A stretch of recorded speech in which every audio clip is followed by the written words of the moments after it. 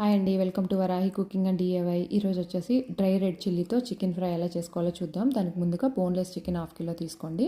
దాంట్లో 1 table spoon అల్లం వెల్లుల్లి పేస్ట్, ఉప్పు వేసి కలిపేసి ఇలా పొయ్యి మీద పెట్టేసేయండి. కొంచెంసేపటికి ఇలా వాటర్ వస్తాయి. మూత తీసేసి మీడియం ఫ్లేమ్లో చక్కగా నీళ్ళని ఇంకిపోయేంత వరకు కుక్ చేసుకోండి. ఇప్పుడు పొయ్యి మీద ఒక ప్యాన్ పెట్టి దాంట్లో ఒక 3-4 టేబుల్ స్పూన్లు బటర్ వేసి దాంట్లో ఒక 15 నుంచి 20 ఎండుమిరపకాయలు వేసుకోవాలి. అవి వేగిన తర్వాత ఒక ఉల్లిపాయ మీడియం సైజ్ కట్ చేసుకుని వేసుకోండి.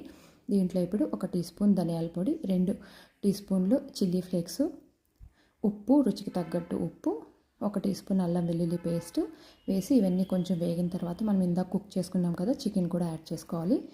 ఇది ఈవినింగ్ టైం స్నాక్స్ కింద చాలా బాగుంటుంది, తప్పకుండా ట్రై చేయండి. వేసి చక్కగా కలుపుకోవాలి, ముక్క చితక్కోకుండా. ఇప్పుడు 1 టీ స్పూన్ తెల్ల మిరియాల పొడి అని దొరుకుతుంది, అది కూడా యాడ్ చేసుకుని బాగా కలుపుకోవాలి. ఇవన్నీ మీడియం ఫ్లేమ్లో పెట్టుకుని కుక్ చేసుకుంటే బాగుంటుంది. దించే ముందు కొత్తిమీర ఆరుగానే వేసుకుని సర్వ్ చేసుకోవడం అండి. తప్పకుండా